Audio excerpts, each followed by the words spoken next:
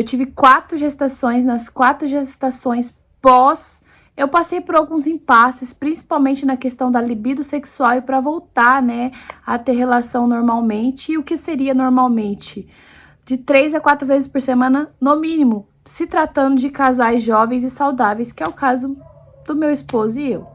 Oi gente, cá estou eu com mais um vídeo para este canal. Se você ainda não me conhece, meu nome é Elaine Oliveira. Neste canal compartilho vlogs diários com a minha família. Sou mãe de 4 crianças incríveis, Mariana de 6 anos, Olivia de 4 anos, Ethan de 2 anos e agora eu tô com uma bebezinha de 5 meses que é a Yasmin. Quem já me acompanha sabe disso, mas se você chegou nesse vídeo aqui aleatoriamente, estou apresentando a minha família para você e vou pedir para você, ó, clicar no gostei e já se inscrever aqui embaixo e me seguir nesse Instagram que tá aparecendo aí na tela, que eu compartilho tudo em primeira mão por lá. Gente, hoje nós vamos falar sobre sexo. Então, se você costuma assistir os meus vídeos com os filhos, né, que é muito legal porque meus filhos participam da maioria dos vlogs e as crianças amam isso, esse vídeo exclusivamente eu espero que você assista com fone de ouvido ou assista num momento particular, porque eu quero trazer, né, alguns assuntos que é mais voltado para mulheres e mulheres adultas, principalmente mulheres adultas e casadas, que, né, tem as demandas do lar e também os ofícios do matrimônio, né? As obrigações do matrimônio. Eu sei que quando eu falo essa palavra, ela soa como algo ruim, porque tudo que é tido como obrigação é tido como algo ruim. E não é isso, né? Tem muitas obrigações que a gente tende a fazer nas nossas demandas, a gente tem que entender isso como obrigação e que nos fazem muito bem. Quer um exemplo bom? Tipo atividade física.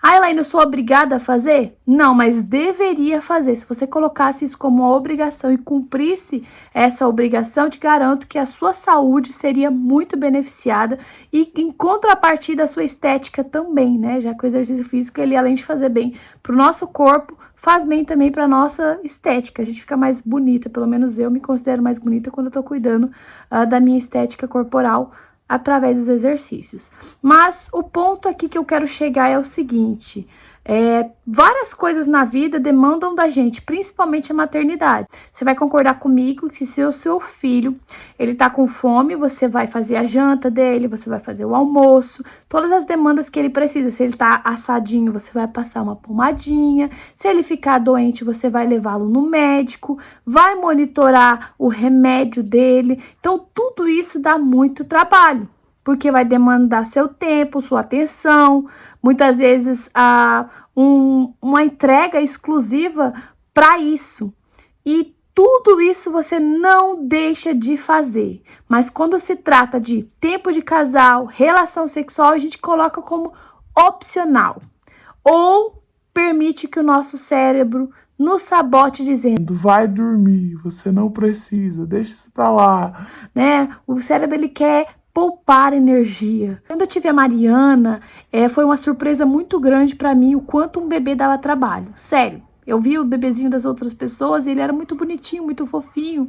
E a gente, quando é um casal novo, né, você fica, meu Deus, quando vai ser o nosso, né? Vai ser tão bom tirar fotinha, colocar roupinha, ai, abraçar, sentir o cheirinho. A gente não imagina as demandas, cólica, dente, choro, privação de sono. É muito trabalho. Nós dois, assim, tava tão ali junto na maternidade, naquele começo ali, que foi os 40 dias, a gente nem ficou pensando, poxa, né? Acabou. Tudo bem? Não deu, a gente esperou um pouco mais, foi cerca de 60 dias que foi quando as coisas começaram a equilibrar, a Mariana passou a dormir mais, a gente ter mais rotina, não viver só em função de sobreviver, que aí a gente começou a se olhar novamente e perceber que, poxa, né, eu ainda continuo sendo mulher e o Jefferson continua sendo homem e eu não tive esse problema para voltar quando a gente tava os dois alinhados ali, né? Ah, mas seu esposo te ajuda, aí por isso foi um pouco mais fácil. Só que aí vem um ponto, né? Vocês não podem falar uma coisa dessa porque você está desmerecendo a minha escolha.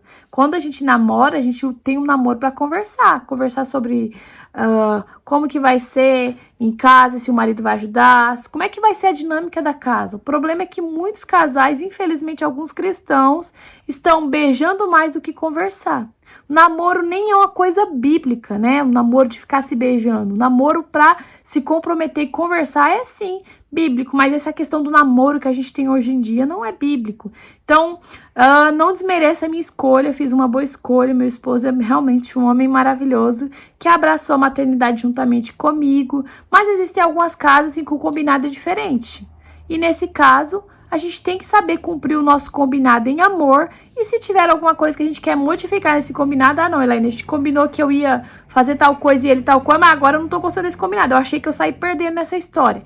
Então você tem que ir em amor, realmente conversar para que seja reavaliado esse combinado e as coisas comecem a se modificar. O problema é que quando a gente casa, combina as coisas em amor. Depois que não tá gostando mais e já quer descombinar debaixo de treta, briga e confusão, e não dá certo nesse caso, tá? Então, para nós, essa parte foi tranquila, que a gente estava trabalhando junto em prol da nossa filha. E eu lembro que nesse período, o berço da minha filha ficava do lado da nossa cama. Então, a gente precisa sim ter esse respeito, né, pelo quarto que você está dividindo com a criança. Então, o que a gente fazia era colocar um colchão na sala. Isso ajudava até a gente assistir uma TV, conversar e ela não escutar, ou a gente ter um pouquinho mais de liberdade. Então, como era só nós dois, não tínhamos mais filhos, deixava ela no quarto, no bercinho, nós íamos para a sala, ali no colchão no chão mesmo, e já aproveitava também, né, para ter esse momento de casal. Então, esse colchão no chão fez muita diferença para nós, foi muito bom, até o momento que a gente transferiu a Mariana para o quarto dela, e aí a gente teve mais privacidade. Isso foi maravilhoso. Gente, cama compartilhada nunca foi uma opção para nós. Não tenho boas experiências com a cama compartilhada. Todo mundo que eu conheço da minha família que fez cama compartilhada, ou até hoje está compartilhando a cama com os filhos, adulto. Então, nunca quisemos fazer cama compartilhada porque eu tinha para mim, assim, a importância de eu ter esse momento no final do dia com meu esposo. Por mais que criança cresce rápido e todo aquele discurso que o pessoal da cama compartilhada usa e você tem todo o direito do mundo, mas para mim era uma questão muito importante eu ter esse momento de casal, eu dormir agarradinha com meu esposo, é muito importante para mim. Então, ter quem eu abraçar ali. E fora a questão de que a criança que fica sentindo o cheiro do peito a noite toda, ela vai querer ficar sugando a mãe a noite toda, então eu não queria isso. E aí, quando a Mariana foi pro quarto dela, com 7 meses, demorou, né, primeira filha, né, vocês me perdoam, mas primeira filha é essa loucura mesmo. Os outros, no máximo 3 meses, já estavam no quarto. E a gente começou a ter esse tempo novamente de casal, e eu sempre me preocupei, né, com a nossa rotina de casal, porque é bíblico, né? Muitos casais, eles, quando estão passando por crises, problemas, dificuldades, ao invés de se aproximarem, ter mais toque físico, ter mais relação sexual, porque a relação sexual, ela une o casal mais do que qualquer outra coisa. O seu marido pode ter muita amizade com os amigos do trabalho, muita amizade com a mãe dele, muita amizade com o pai dele, mas nenhuma dessas pessoas vai alcançar a intimidade dele como você vai alcançar através da relação sexual. Você tá vendo quanto as mulheres, elas não entenderam o tamanho da grandeza delas como esposas, o quanto elas são íntimas a ponto de que, olha, o meu marido, ele desfruta da sua nudez comigo. O meu marido, ele desfruta da sua intimidade comigo. Nenhuma outra pessoa entra tão profundamente como eu na intimidade do meu marido. Então, por que não ser a melhor amiga dele, a amante dele, ser tudo em uma só, né? O problema é que a nossa geração banalizou tanto a relação que hoje as pessoas, elas se tornam uma só carne com qualquer pessoa, com a pessoa que elas acabaram de conhecer na balada. Elas deturbaram a relação, mas nós não somos essas pessoas. Nós somos sal da terra e luz do mundo. Então a gente tem que entender a relação sexual como, primeiro, um mandamento do Senhor. Ah, Elaine, mandamento do Senhor não. É como uma coisa linda, sublime, que a gente vai fazer quando estiver muito apaixonado e tal. Não, primeiramente é mandamento do Senhor. A gente tem que entender como mandamento do Senhor, assim como amor é uma decisão, é um mandamento. Amor não é sentimento, amor é mandamento. Perdão não é sentimento, perdão é mandamento. A gente distorceu tudo isso daí e acabou vivendo pelos próprios sentimentos. Eu só vou amar se eu sentir. Só vou amar, ou eu só vou perdoar se eu sentir. E eu só vou ter relação sexual se eu sentir. Tudo é por sentimento, né? Tudo é por sentimento, e aí a gente tem o nosso cérebro que nos sabota o tempo todo dizendo, vai dormir, né? Vai assistir a série, vai mexer no celular, vai ficar deslizando rios, vai fazer qualquer coisa, menos aquilo que te faz gastar energia. Menos esteira, menos correr, menos exercício e menos ter relação sexual. E quando você faz todas essas coisas, mesmo sendo contra as vontades do seu cérebro, te faz um bem danado. E com o tempo, isso vira uma rotina gostosa. Isso mesmo, gente. Até mesmo a relação vira uma rotina maravilhosa e gostosa. E sempre que eu posto nos stories lá, gente, é 3 vezes por semana, pelo menos. Você ainda nem tá nem na média, tá? Eu criei numa época aí o calendário do amor, que faz parte do Virtuosa 21. Já vou aproveitar e fazer meu jabá aqui. Virtuosa 21 é o meu curso e hoje ele se tornou um grupo do WhatsApp. Se você quiser participar, no momento que esse vídeo está sendo gravado ou ele está sendo postado, as inscrições estão abertas e você pode participar por lá, tá? Então, chama aqui no link. Caso você esteja assistindo esse vídeo um pouquinho mais pra frente, chama também para saber quando vai ser a próxima turma, tá bom? É baratinho e 21 dias ali a gente trabalha a fundo todas as áreas do nosso relacionamento conjugal e isso reflete na nossa família como um todo, principalmente para mulheres que são mães, assim como eu. Mas aí voltando, chegamos à fase da Olivia. E depois da Olivia eu comecei a ter muitas dores nas costas, tive hemorroida, tive vários problemas que me deixaram um pouco insegura. Então eu senti que eu estava doente, senti assim, não me sentia bem, sabe? Por me sentir assim, eu me senti um pouco mais acomodada, do tipo, ai, não tô com vontade, ai, não tô... Mas é uma acomodação pecaminosa, sabe? Porque não era acomodação tipo assim, meu Deus, eu não tô legal, mas eu preciso procurar um médico, eu preciso procurar uma fisioterapia, preciso fazer alguma coisa, porque eu, estando mal, eu não vou conseguir ser uma boa esposa, uma boa mãe, eu preciso estar bem. A mulher, para cuidar da sua família, ela precisa primeiramente cuidar de si. Eu não, eu simplesmente assim, deixa a vida me levar, vida leva eu, e que se lasque meu marido. Olha que pensamento mais egoísta que eu tive nesse período. Não foi automaticamente pensando assim, que se lasque o meu marido. Mas a partir do momento que eu negligenciei a minha situação, eu estava dizendo inconscientemente isso mesmo. E é muito ruim isso, gente. Não seja essa pessoa, isso é pecado. E eu confesso que essa época eu acredito que eu não estava tão sensível à voz do Espírito Santo, porque se eu estivesse, não teria perdurado por tanto tempo. Então eu percebi que demorou um tempo, e aí quando eu vi que a gente começou a se esfriar, ter um relacionamento mais de... Sabe com a pessoa que você divide apartamento? Sabe a pessoa que você vai criando... Vai surgir um esfriamento no casamento, porque o casal precisa ter ali sua vida, casais jovens e saudáveis. Não tô falando ali quando você já chegou na velhice, já, né, e tal, ou você tá passando por uma enfermidade. Tô falando de casais que tem muita bala na agulha e que precisam botar, né, lenha pra queimar. Então, eu fui percebendo que a gente foi se esfriando um com o outro, em que parecia que tocar na mão... Sabe quando você vê um casal na rua e eles não se tocam? Não fala o casal que tem filhos, mas o casal que tá andando pertinho, ele parece que se ele tocar na mão da mulher, vai sair fogo, vai sair choque. Tipo, ele nem toca. Tem aquele receio de tocar. A maioria dos casais que vivem assim são casais que não furunfa frequentemente. E isso é problemático. Então, a gente começou a ficar assim, virou pai, mãe e não esposa e esposa. Mas raramente pegavam um na mão do outro, não só porque agora nós tínhamos duas crianças, eu tinha que carregar uma, ele tinha que carregar outra. É comum, né, que a gente não consiga ser aquele casalzinho de andar de mãos dadas, mas se sentia que não tinha toque físico, que quando você sai, parece que você não é um casal. Já vê aqueles casal que são muito assim, um tá segurando a mãozinha do outro, faz um carinho no cabelo, a mulher faz um carinho no cabelo do cara, aí o cara faz um carinho no cabelo da mulher, e, tipo assim, eles estão ali no meio do povo, um pega na mãozinha do outro, pega no ombro. Esses casais que vivem nesse toque físico, pode ter certeza, olha, tá tudo em dia, tá tudo bem, tá furunfando bastante. Mas os casais que têm esse problema do toque físico, eles vão ficando ríspidos um com o outro. Pode ser que a relação não aconteça todo dia, é comum não acontecer, mas que o toque físico ele tem que ter aquele beijinho pra chegar, aquele beijinho pra sair, tem que ter aquele abraço, tem que ter aquele toque na mão, tem que ter toque físico. E quando um casal não tá se encontrando sexualmente falando, eles perdem o toque físico, vai ficando estranho, porque o corpo do outro tá longe de mim.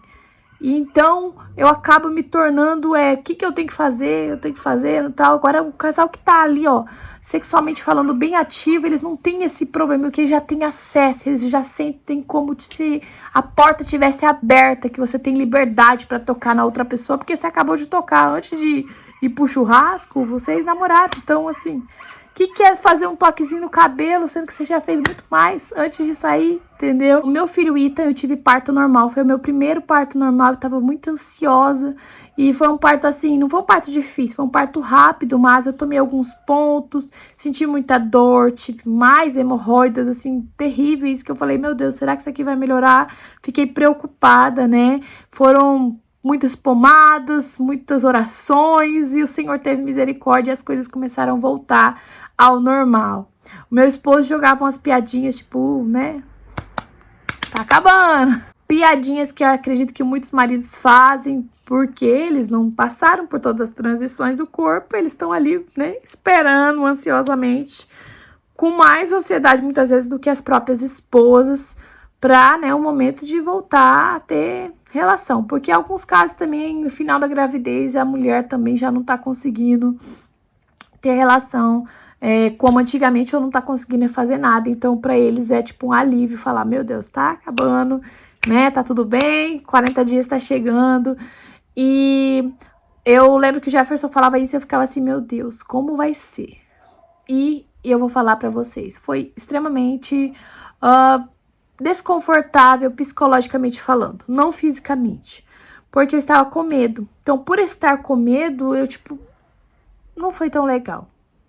E foi um processo ali, eu fiquei pensando o quanto não estava sendo legal, porque o meu corpo mudou, e eu fiquei assim, meu Deus, será que nunca mais vou voltar a ser como era antes, né? Eu gostava, então não tô preocupada com isso. E aí eu comecei a estudar, né, a fisiologia do parto, o pompoarismo, todas essas técnicas voltadas para melhorar o desempenho sexual. Nesse período eu tinha um curso também, fiz um curso de pompoarismo para mulheres cristãs, voltadas, né, uma coisa assim, como eu diria, que a gente sabe que esse meio, né, é muito contaminado. Então eu quis dar uma pincelada e trazer uma coisa mais voltada, biblicamente falando, para casais cristãos. Então, nessa época eu desenvolvi bastante. Hoje eu não tenho mais esses cursos, eu não conseguia mais atender a demanda. Agora eu tenho 4 filhos, então foi ficando mais difícil. Eu não tenho mais esse curso, mas eu tive na época. E uma das coisas que eu descobri, né, fazendo a ginástica, cuidando da minha saúde pélvica, foi que uma das coisas que estava acontecendo comigo era medo. Simplesmente medo. As coisas não fluíam porque eu tinha medo. Medo de sentir dor, medo de acontecer alguma coisa, medo de ter alguma coisa errada, medo de me machucar. Enfim, gente, era puro medo. O que eu precisava era respirar e relaxar. Literalmente relaxar. E as coisas iriam acontecer. Ir sem medo.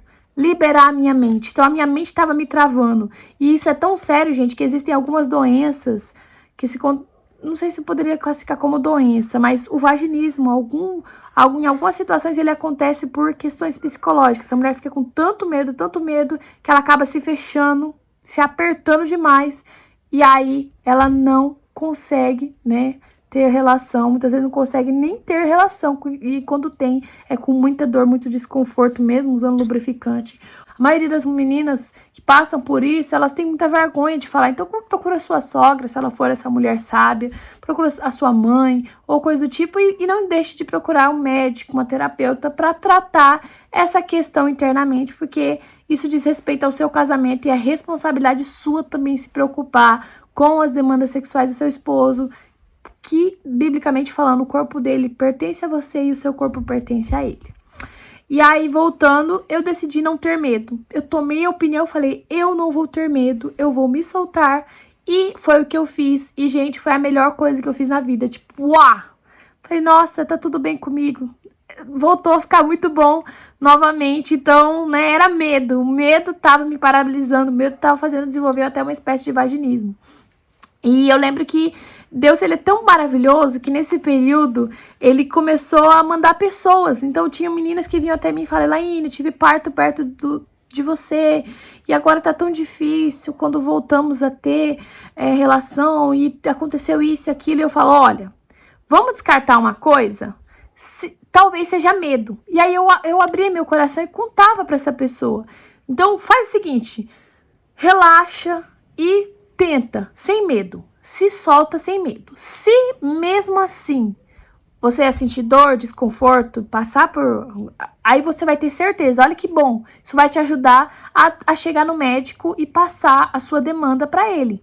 E teve pessoas que voltaram para falar comigo, falaram, Elaine, você tava certa, era puro medo. Essa noite eu resolvi fazer diferente, eu segui os seus conselhos e foi incrível, foi maravilhoso. Então era medo e muitas voltavam para agradecer e eu fiquei imensamente feliz, gente. Então medo também nos paralisa, tá? E aí vamos para a quarta gestação, que é a mais recente também e tipo a minha libido foi tipo a 0. Não sentia, gente, não era nada com meu esposo, eu não tava com raiva dele, ele foi super atencioso comigo, me ajudava a colocar as crianças na rotina, as crianças tinham quarto, a gente tinha o nosso tempo, mas eu não tinha libido e eu ficava muito mal, porque assim, meu esposo é muito compreensivo, não é aquele homem que fica, ai, nossa, reclamando, cobrando, ó, tá aqui, ó, a nota, cadê? Não, ele pode fazer algumas brincadeirinhas, mas nada do tipo que vai me magoar de alguma forma. E eu acho isso muito lindo nele. Porém, eu sabia que não tava legal, né? E eu não tinha ideia por onde começar. Então, eu percebi que a minha libido, ela podia estar relacionada fisiologicamente falando com os meus hormônios. Foi então que eu descobri que a minha glândula tireoide, que é a glândula que fica no pescoço e mexe com todo o nosso corpo, principalmente com questões de libido também, ela interfere muito na menstruação, interfere muito no funcionamento do nosso corpo.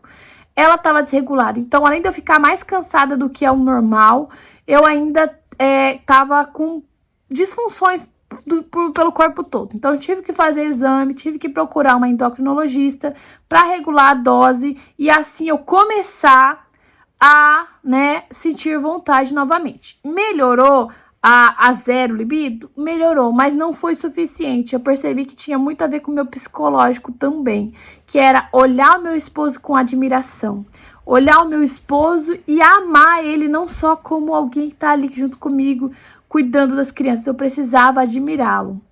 E eu lembro que eu fiquei bem mal, sabe? Porque, gente, parecia que eu tava vazia, sabe? A sensação de esvaziamento. Eu fiquei até com medo de estar desenvolvendo algum tipo de depressão. Então, eu fui pra oração.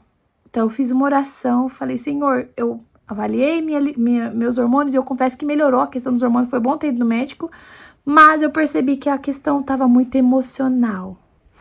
E aí, eu fui orar. Deus, eu fiz essa oração, gente. Eu quero sentir o fogo de novo. Quero sentir desejo, quero aquela Elaine de volta. E eu comecei a orar. E a minha oração era sincera, era justa. Eu estava preocupada com o meu relacionamento, meu casamento e também com a minha vida sexual. Porque quando eu falo sobre isso, gente, ter relação é saudável, é bom. E tem que ser bom, né? Tem que ser bom pra mim, tem que ser bom pra ele. Mas assim, muitas vezes pra ser bom a gente tem que decidir também. Não é tipo ficar esperando a vontade aparecer. A nossa demanda como mãe, ela é muito longa. Então, se a gente ficar esperando as coisas cair do céu, não vai acontecer. Então, eu fiz uma oração muito sincera a Deus. E, gente, Deus é tão lindo, sabe? Jesus Cristo é tão lindo que no dia seguinte eu acordei. Primeiramente, eu tinha sonhado com meu esposo. E no outro dia eu acordei, eu senti, assim, o cheiro dele. E eu olhei pra ele, assim, E, gente, foi assim tão de Deus, tão lindo, que eu já olhei mal intencionada. Tipo, olhei assim, sabe quando você olha com o olhar meio, né? Tipo, sabe, maldando mesmo. Tipo, aquele olhar eu fiquei assim, sabe? Foi Deus, Deus me ouviu. E naquele mesmo dia eu tava gravando uns stories, né, pro Instagram. E aconteceu o que? A gente tava ouvindo música, uma música junto, e eu gravei um pedaço e ele aparecia no fundo. E aí, na hora que eu tava editando os vídeos depois, eu passei por aquele vídeo e eu vi ele junto comigo. E o vídeo era tão bobo, gente, o vídeo bobo, tá? Mas eu olhei assim, eu falei, gente, como meu marido é lindo, como meu marido é maravilhoso. Eu passei o dia olhando aquele vídeo. Gente do céu, eu falei, ó, isso já tava daquele jeito ali. E aí eu já mandei mensagem pro meu marido, olha, você não me come muito na janta aí do trabalho, porque ele janta no trabalho. Você, né, e tal, já comecei a explicar que eu estava muito mal intencionada. Falei, ó, você não cansa muito não, você não se estressa muito não, você não come muita comida não me chega a barriga cheia aqui em casa não. Porque, né, tô apaixonadinha por você. Não usei essas palavras, mas, né, não convenhamos, né, deixa a conversa com meu marido, com meu marido. Mas, enfim, e, gente, voltou assim de uma forma que eu falei, meu Deus, vai ficando melhor, né, depois do quarto, do filho vai ficando ainda melhor e a gente vai ficando cada vez mais apaixonada e foi tudo voltando ao normal, né, teve dias da gente, assim, ele estar com mais vontade e as coisas acontecerem, eu estar com mais vontade e as coisas acontecerem, porque casamento é essa doação, não é só quando ele tá com vontade, não é só quando eu tô com vontade, mas é os dois sempre tá procurando motivos e razões para estarem juntos um com o outro. Essa semana eu postei na minha rede social lá, tipo, segunda, terça, quarta, quinta e sexta, vários motivos ali para você melhorar o desempenho sexual. E lá tinha vários motivos. Na segunda-feira, arruma a cama e faz amor. Na terça-feira, faz tal coisa e faz amor. Gente, não quer dizer que você tem que fazer todo dia. E se fizer todo dia, amém. Glória a Deus. É de Deus.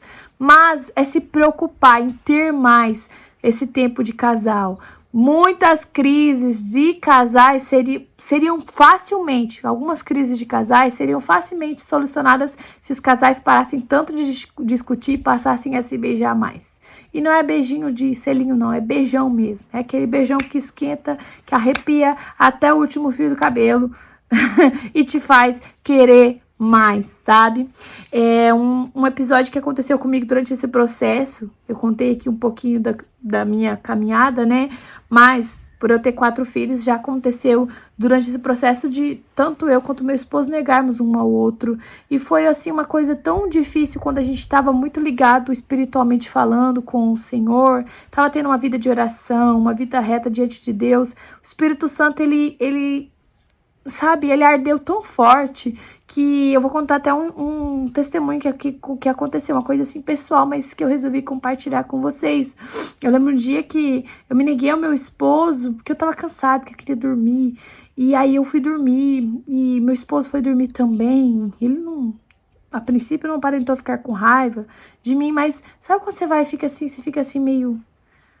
O Espírito Santo vai, toca assim e fala, Elaine, não é assim. Você tá errada. Você tá em pecado. E eu fui dormir, gente. Quando eu fui dormir, eu tive um sonho horroroso. No sonho, eu sonhei que eu traía o meu esposo.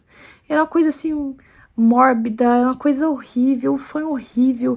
Quando eu acordei, eu fiquei... Ufa, foi só um sonho. Mas foi uma coisa tão forte que o meu esposo teve um sonho muito parecido. Tipo, ele ficou assim, amor, tive um sonho horrível, eu sonhei que você me traía.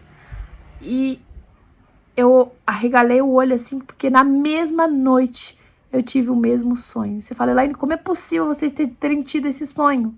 Pra quem acredita, pra quem tem fé, sabe que pode ter sido o Senhor Jesus ali, ó, nos, né, abrindo os nossos olhos, Espírito Santo, mas também pode, né, ser fruto do ressentimento, a tristeza que foi a gente não ter se encontrado ali, sexualmente falando. E aí de manhã quando eu fui orar, eu falei, olha, é o sentimento que eu gerei no coração do meu esposo que fez com que ele sonhasse, o sentimento que eu gerei no meu coração. Você fala, Elaine, você tá exagerando. Porque, não é bem assim. E, na verdade, hoje em dia a gente tá tão assim, tá passando pano pra tanta coisa errada, gente, que o certo virou errado. Mas eu estava errada, eu estava em pecado, eu não estava com nenhuma enfermidade, eu não estava com nenhum problema, eu não estava passando por adversidade. Não! O motivo de eu ter negado era pecado e se chamava preguiça. Então, quando você se perguntar se algo é pecado ou não, tente descobrir a razão de você estar fazendo essa coisa. Será que é por idolatria? Será que é por preguiça? Porque se o princípio de você estar fazendo isso é um pecado, então continua sendo pecado. E o meu pecado se chamava preguiça. Daquele dia em diante eu falei, eu não vou passar por isso mais não, eu vou mudar o meu direcionamento. E de lá pra cá eu nunca mais falei não, exceto se eu realmente tivesse sem saúde, alguma coisa estivesse acontecendo. Mas se tudo tivesse bem, eu decidi falar sim. E olha, nossa, as coisas aconteciam, eu falava, gente, ainda bem que eu falei sim, porque no outro dia eu acordava assim, as estrelinhas, os passarinhos, tudo tinha uma cor tão mais bonita. Eu falava, nossa, que dia lindo. Já acordava até mais saudável. Já acordava dando risada pra todo mundo. Aquele negócio de que, sabe aquele povo mal-humorado que não tem, né, não tá comparecendo? É a mais pura verdade, gente. Quanto mais bem-humorada a pessoa é, pode ter certeza, mais ela tá feliz e satisfeita nessa área. E é isso, quis compartilhar isso com vocês, convidar você para participar do Virtuosa 21, que vai acontecer agora, já no começo, na segunda-feira, já começa o nosso grupo. Se você chegou aqui depois, chama lá para você saber quando vai ser o próximo grupo, mas eu já aviso.